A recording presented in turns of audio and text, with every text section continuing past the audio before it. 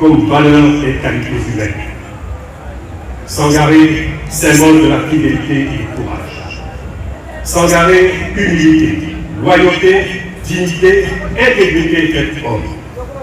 S'engarer, marque de conviction, de détermination et d'abnégation. S'engarer, négation de la corruption. S'engarer, refus de la compromission et de la facilité. Et enfin, s'engarer, l'autre nom du consensus, de la générosité, de la bonté et du don de soi. Oui, frères et sœurs, j'ai eu personnellement le privilège d'expérimenter toutes ces valeurs et qualités du président Abdoulaye Sangaré qu'à partir de janvier-février 2017. C'est à cette période, en effet, que ce digne et illustre de notre pays que nous pleurons tous m'a fait l'immense honneur, et croyez-moi, à ma très grande surprise, de me proposer et de me désigner à la tête de Ensemble pour la démocratie et la souveraineté, EDS, notre plateforme politique que nous avons avec certains porté sur les fonds baptismaux le 20 avril 2017, plateforme dont le référent politique est le président Laurent Gbagbo, le père de la démocratie en Côte d'Ivoire. EDS, enfant de Sangaré, comme se plaisent à le dire certains à justice d'ailleurs. EDS dont il est l'initiateur, le concepteur, le fondateur.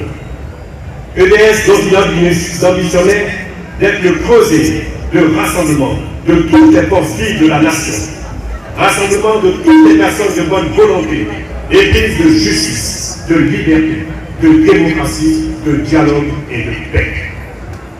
EDS, véritable instrument de lutte et de rassemblement de tous ceux et celles qui partagent la vision et la philosophie politique du président Laurent Gbagbo pour une Côte d'Ivoire réconciliée, une Côte d'Ivoire de fraternité, une Côte d'Ivoire de solidarité, une Côte d'Ivoire de prospérité, une Côte d'Ivoire de paix. Et, chers frères et sœurs, j'ai pu vous affirmer que depuis ce 20 avril 2017, il existait une certaine complicité entre le président Laurent Sangaré et nous. Il était pour nous bien plus que le premier vice-président de l'EDS, chargé de la stratégie et de la politique générale. Il était notre guide, notre pilier, notre conseiller pour la bonne marche de notre plateforme commune. Nous perdons, croyez-moi. L'institution précieuse et inestimable qui fera, nous le savons, qui sera, nous le savons, extrêmement difficile à remplacer.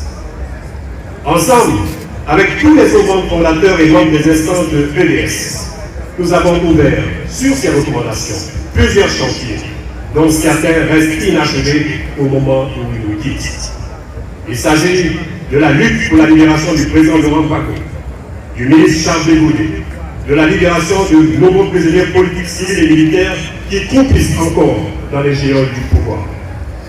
Il s'agit du retour sécurisé sur la terre de nos ancêtres, de nos frères et sœurs contraints à l'exil. Il s'agit de la réforme en profondeur du cadre juridique et institutionnel des élections en Côte d'Ivoire en vue des élections justes, régulières, équitables, transparentes, démocratiques, seul gage d'une alternance pacifique dans notre pays. Aujourd'hui, au regard de l'évolution de l'actualité judiciaire au niveau de la Cour pénale internationale et au moment où nous attendons dans la confiance et la sérénité la libération et le retour au pays du président Laurent Gbagbo et du ministre Charles Bégoudé, à ce moment-là, la mort l'arrache à notre affection.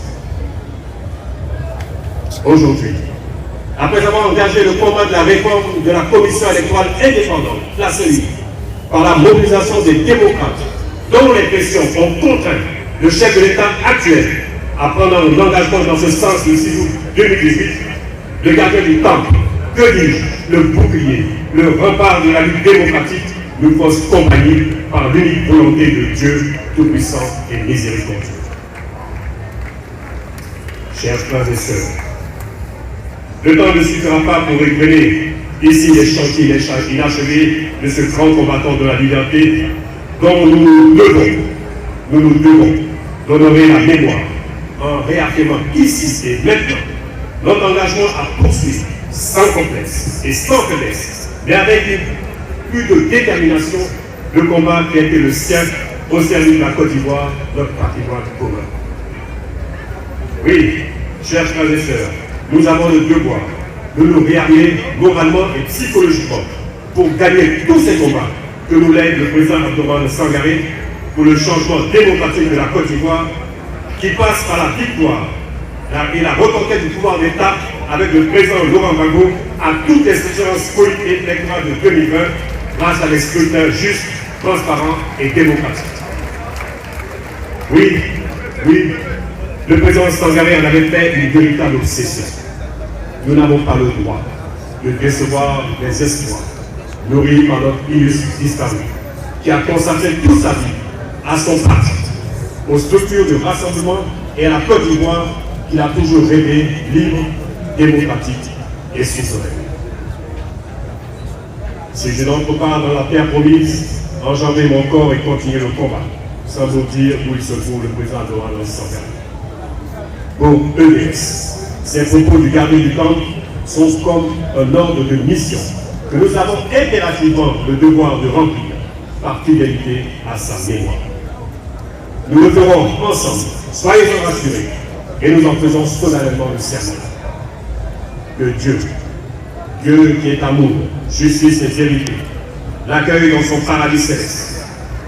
Que Dieu fortifie sa famille biologique et politique et bénisse notre pays. Repose en paix, président Abdourahmane Sangaré. Repose en paix, mon frère aîné. Repose en paix, gardien du temple, sur cette terre de Côte d'Ivoire que tu attendais.